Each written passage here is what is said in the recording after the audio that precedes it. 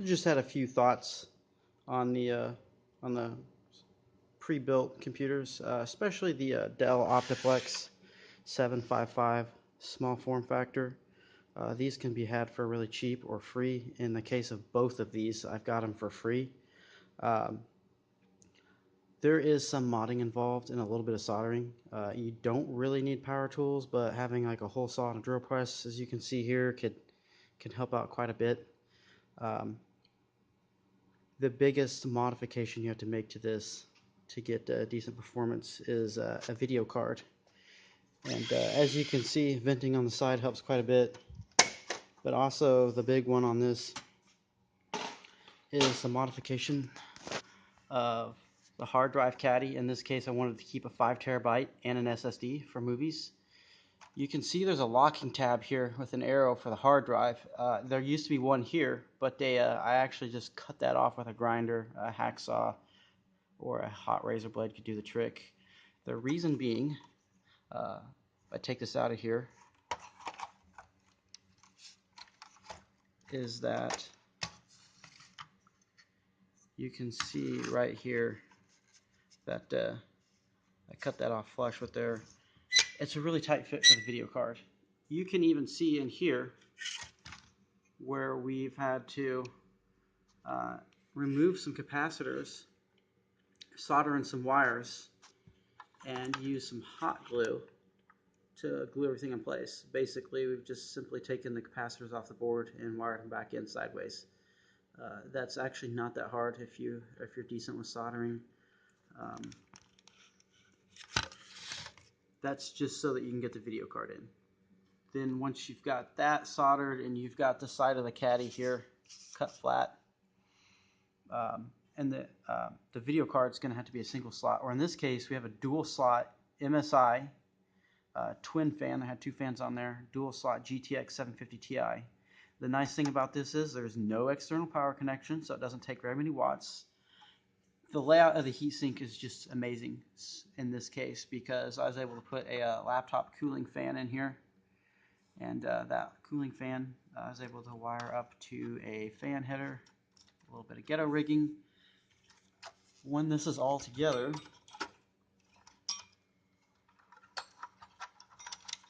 if I can get it back together,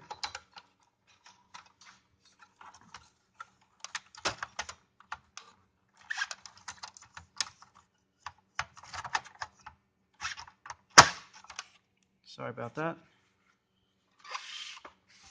The hard drive acts as kind of a duct for the air to flow, and the air flows out the back here.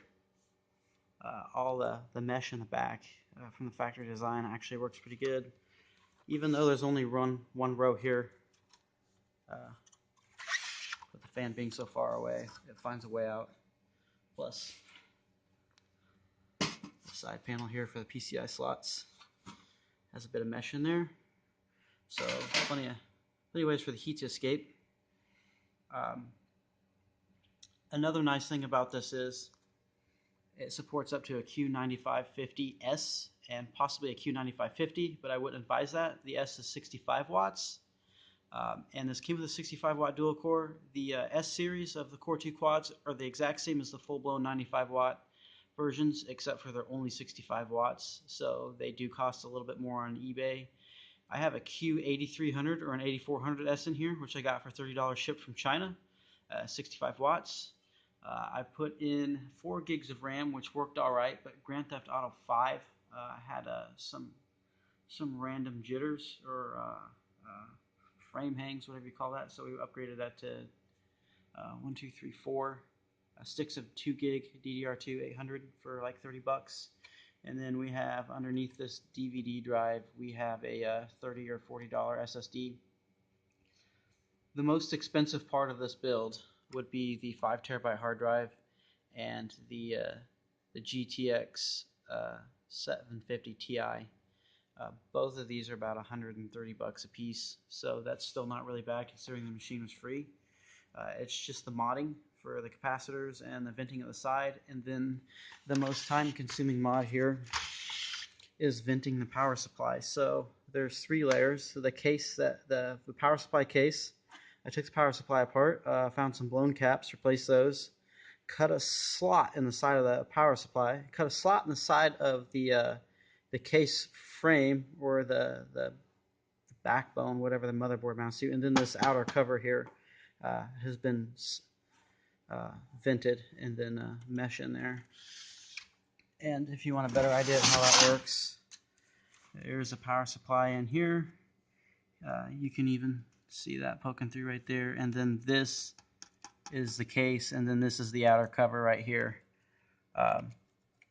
That makes a huge difference for the power supply. The exhaust felt like a hair dryer or a heat gun on low. And this with these vents on the side here, you can feel, even with just the factory fan in the power supply, no added fan to the power supply, you can feel heat radiating out of this when it's sitting idle or when it's playing a game. And you can feel heat coming out of the back, so you know you're not robbing the airflow from the original design. You're just allowing it to breathe better. And having the power supply breathe better means the power supply is a little more efficient, a little more reliable.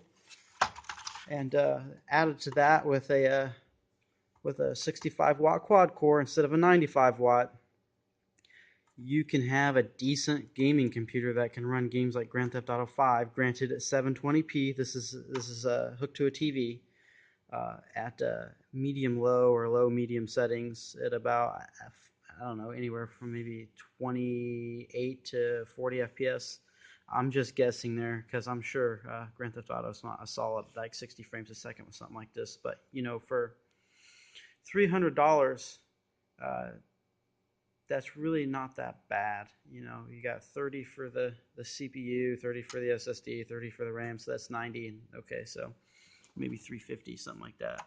Again, I got some of these stuff like the graphics card and the 5 terabyte on sale. I would also suggest that maybe you splurge a little bit and get some aluminum tape and not some cheap duct tape, so your fan doesn't wiggle around there. Just be careful with aluminum tape, since aluminum tape is possibly conductive. So really, if you consider spacing out those purchases, this is I think this is a pretty good contender for a entry-level gaming PC, or a cheap solution for consolitis. And the bonus is the form factor. You know, this isn't really that much bigger than a PlayStation 3 or a 360. It's really only a few inches wider than a PlayStation 3. So it's great for taking to a friend's house, or to like a LAN party or something like that. I've definitely had this one sliding around the trunk of the car a couple of times, and it's not fallen apart on me or broken on me yet.